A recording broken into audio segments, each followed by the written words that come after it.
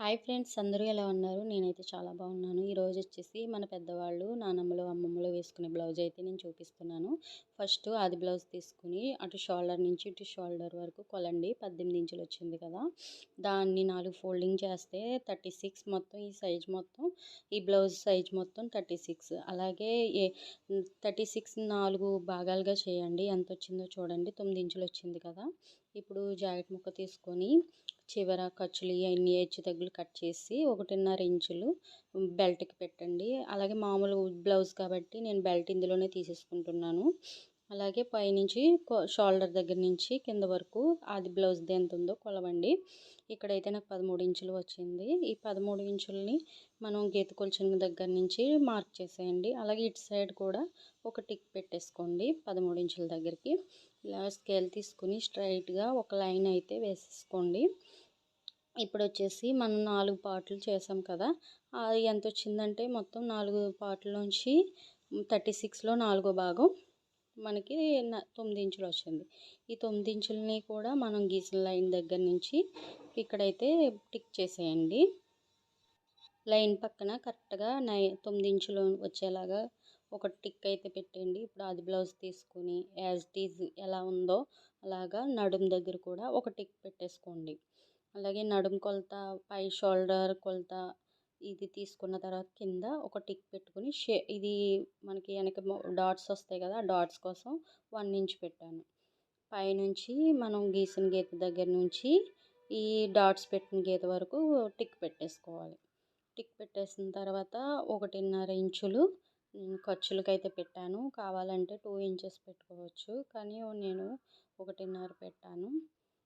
ఈ ఖర్చుల దగ్గర స్ట్రైట్గా ఒక మార్జిన్ అయితే గీసేయండి. ఇక్కడైతే నేను గీసేసాను. ఇప్పుడు వచ్చేసి ఆది బ్లౌజ్ తీసుకుని ఇలా స్ట్రైట్గా చూసుకుని చంక దగ్గర ఎక్కడ వరకు టిక్ ఉందో మనం అక్కడ మార్క్ చేయాలి ఇప్పుడు. అలాగే చూడండి, కింద షోల్డర్ దగ్గర మనం ఎంత ఉందో అంత పెట్టాము. ఇదేమో మార్కింగ్కి, ఇదేమో లైను మన ఖర్చులకి.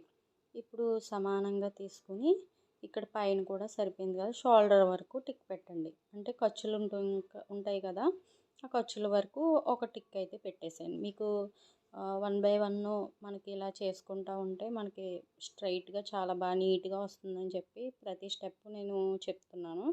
అలాగే నెక్ అవతల ఒక మార్కు, ఇక్కడ ఖర్చుల దగ్గర ఒక మార్కు, షోల్డర్ దగ్గర ఉంటుంది కదా ఆ ఖర్చుల దగ్గర ఒక మార్కు, ఇక్కడ చంక దగ్గర ఇక్కడ ఈ గీత ఉంటుంది చూడండి, ఈ లైన్ దగ్గర ఒకటి, ఖర్చులకు ఒకటి, పైన ఖర్చులు ఉంటాయి కదా ఒక 1/2 ఇంచ్ అయితే సరిపోతుంది.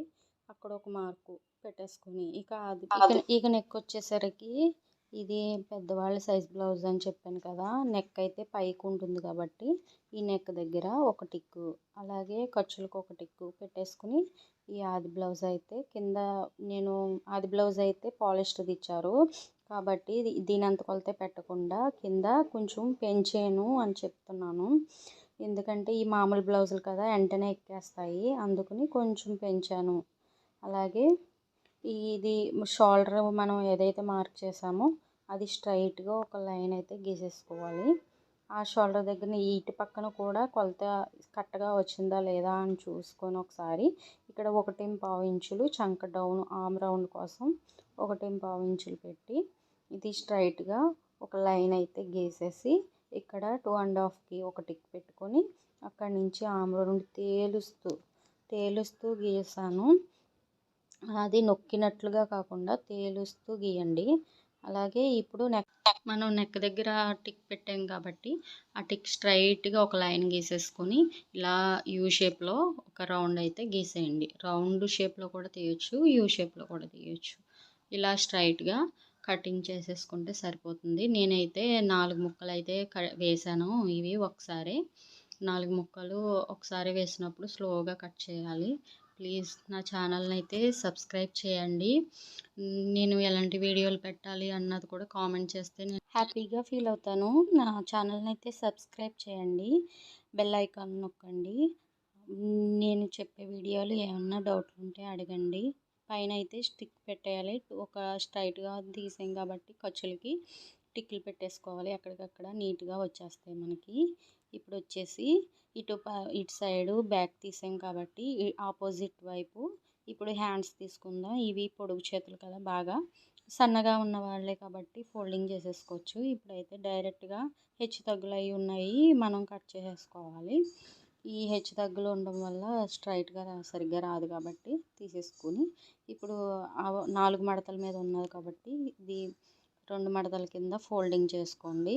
డైరెక్ట్ వేసేయచ్చు, అతుకులు అస్సలు రావు. ఇది 4 బ్లౌజులు వేసాను కాబట్టి స్ట్రైట్గా స్కేల్తో తీసుకున్నాను.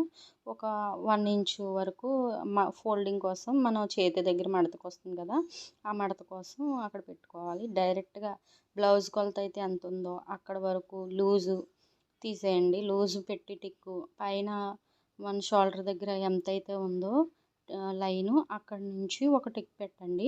అలా ఖర్చులకు ఒక టిక్ పెట్టుకోండి, సరిపోతుంది.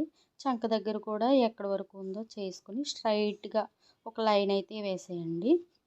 ఇలా మనం టిక్కులు పెట్టుకున్న దగ్గర స్ట్రైట్గా ఒక లైన్ తీసేసి 1.25 ఇంచ్ దగ్గరికి ఒక టిక్ పెట్టేసుకుని అలా చుక్కలు కలుపుతూ ఇలాగా దీని వరకు కలిపేయాలి, షోల్డర్ వరకు. ఇప్పుడు వచ్చేసి ఖర్చులు అయితే 2 ఇంచెస్ పెట్టుకోవాలి ఎక్స్ట్రా. అక్కడ 1.5 పెట్టాం కాబట్టి ఇక్కడ 2 ఇంచెస్ పెట్టుకుంటే సరిపోతుంది. ఈ 2 ఇంచెస్ కూడా ఖర్చులు కలిపేసుకుని ఇలాగ మనం చుక్కలు కలిపింది కూడా స్ట్రైట్గా తీసేసుకుని ఒక టిక్ మార్క్ అయితే పెట్టేసుకోవాలి. ఇది అయిపోయిన తర్వాత ఇప్పుడు వచ్చేసి చూసారా, నేను 4 ముక్కలు అని చెప్పాను కదా, షేప్ అయితే ఈ ఆకారంలో వచ్చేసింది. ఆపోజిట్ ఏమో బ్యాక్, ఆపోజిట్ ఏమో హ్యాండ్స్ తీసాం కదా. ఇప్పుడు వచ్చేసి ఈ స్ట్రైట్ కటింగ్ కాబట్టి ఇది బామల జాకెట్ అని చెప్పాను కదా మీకు, అందుకుని స్ట్రైట్ కటింగ్ కాబట్టి స్ట్రైట్గా మనం మడత తీసింది కాకుండా మొత్తం గీసేసుకోవాలి స్ట్రైట్ కటింగు. ఇలా స్ట్రైట్గా బ్యాక్ పార్ట్ వేసేసి ఇలా ఒక లైన్ అయితే గీసేసుకొని ఎక్కడి వరకు మార్కులు ఉన్నాయి అక్కడది తీసుకోవాలి. ఇది ముందు పెట్టింది కాబట్టి ఇది మనకి టిక్లు అవసరం లేదు. ఇది ఖర్చులు కూడా ఎలా బ్యాక్ పార్ట్ అయితే ఎలా తీసామో అలా సేమ్, అదే క్రాస్ అయితే ఇలా వస్తుంది. కానీ మనం ఇక్కడ పెద్దవారి జాకెట్ కాబట్టి ఇది స్ట్రైట్ కటింగ్ అని నేను చెప్తున్నాను మీకు.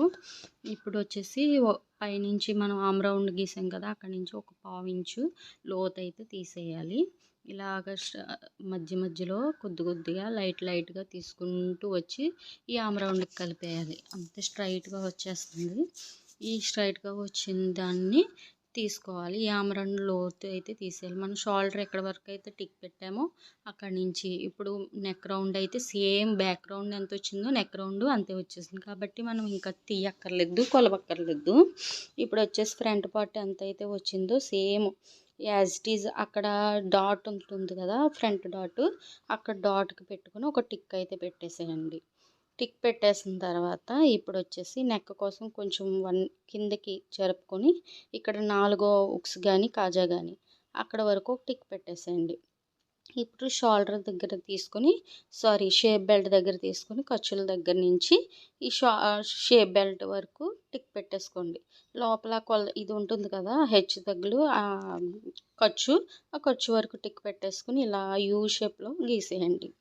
ఇలాగ 36 సైజ్ బ్లౌజ్ కాబట్టి కొంచెం చిన్నగా వస్తుంది.